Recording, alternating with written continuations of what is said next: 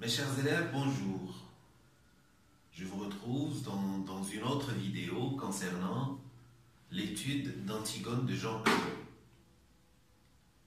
Nous avons déjà commencé le travail sur cette œuvre en parlant tout d'abord du mythe d'Œdipe, et puis nous avons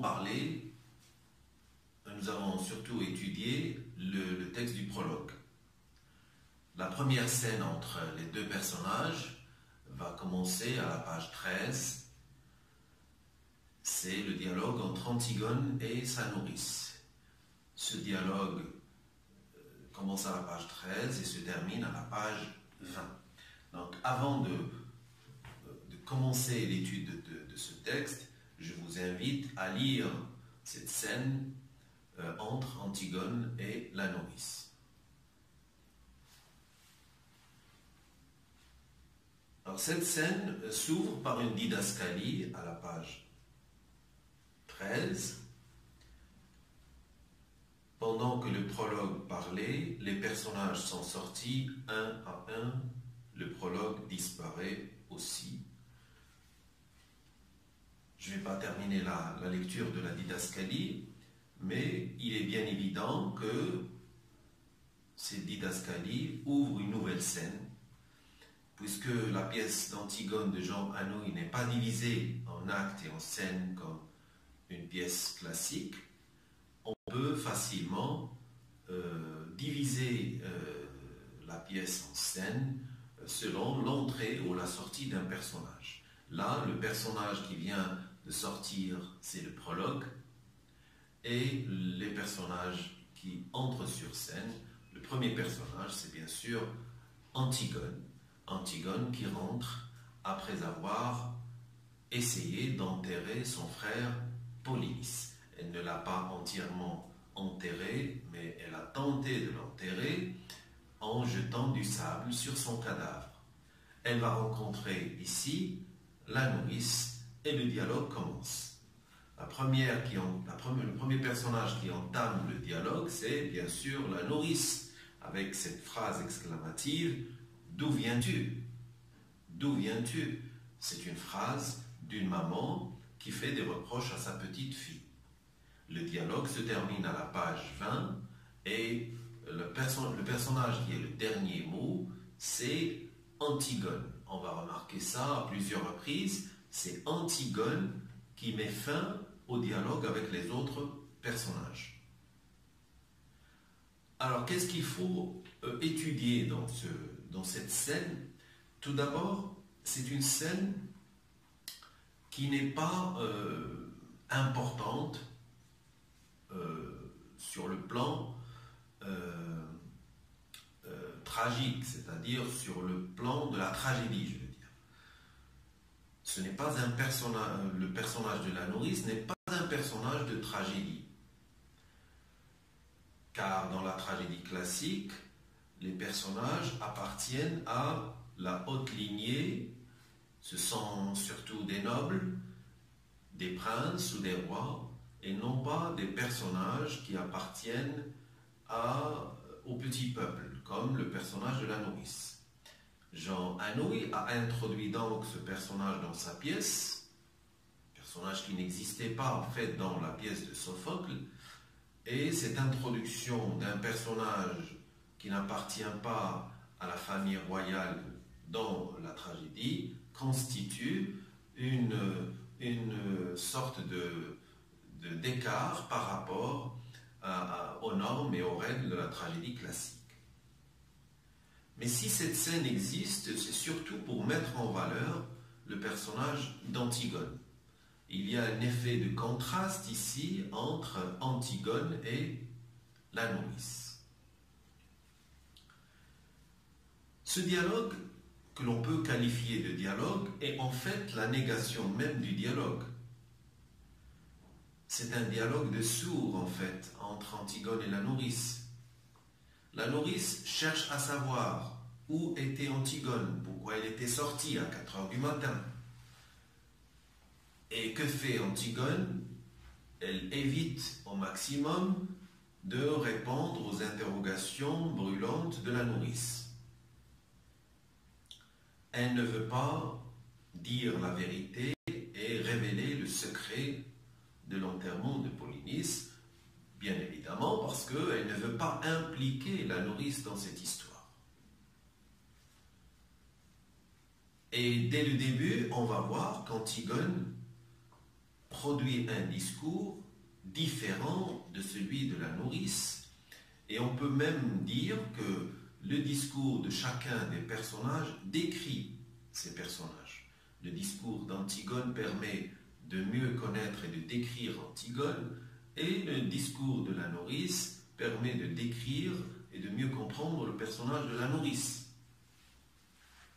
La nourrice est un personnage qui représente un petit peu la maman qui s'inquiète pour sa fille et qui lui fait des reproches.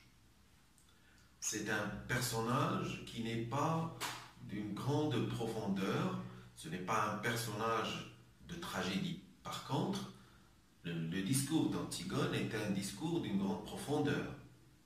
On va le remarquer dès le début. Il suffit de voir comment parle Antigone et comment parle la nourrice. Antigone produit un discours, je dirais, beaucoup plus poétique, à tonalité lyrique, et dans lequel elle utilise beaucoup de figures de style. Et la figure de style dominante, c'est la personnification. Je vous invite à relever les personnifications dans les pages 14 et 15. Nous pouvons trouver les personnifications suivantes. Le jardin dormait encore. Je l'ai surpris, nourrice. Je l'ai vu sans qu'il s'en doute. C'est beau un jardin qui ne pense pas encore aux hommes. Nous avons aussi tout attendait. Je faisais un bruit énorme, toute seule sur la route, et j'étais gêné parce que je savais que ce n'était pas moi qu'on attendait. Alors j'ai enlevé mes sandales, je me suis glissé dans la campagne sans qu'elle s'en aperçoive. Nous avons donc une série de personnifications qui personnifient la nature et la campagne, et donc Antigone, dans son discours, donne vie à la campagne, elle anime dans son discours la campagne, elle anime la nature, et pour mettre en valeur cette relation intime qu'elle a eue avec cette nature. Quand elle dit « je me suis glissé dans la campagne », elle veut mettre en valeur cette harmonie parfaite entre elle, en tant que personnage d'une grande pureté, on va le savoir après, et la campagne aussi, qui est d'une grande pureté. Cette histoire de pureté est très importante dans la pièce, et dans cette scène, dès le début de cette scène, quand Antigone nous dit, en réponse à la question de la nourrice qui est en colère, de me promener, nourrice, c'était beau, tout était gris, maintenant tu ne peux pas savoir, tout est déjà rose, jaune, vert. Donc Antigone fait la distinction ici entre la campagne, la nature avant et la nature après. La nature avant est grise, mais il ne faut pas prendre le mot grise dans le sens négatif. Ici, il faut prendre le mot dans le sens de la pureté.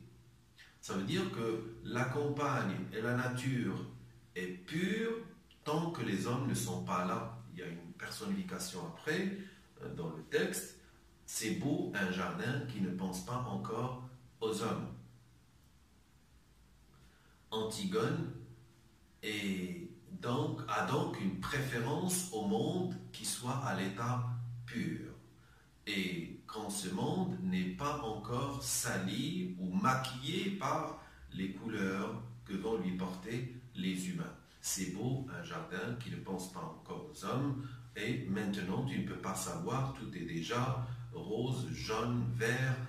Ça veut dire que les couleurs sont en fait un maquillage de la nature et qui défigure, qui dénature justement cette même nature.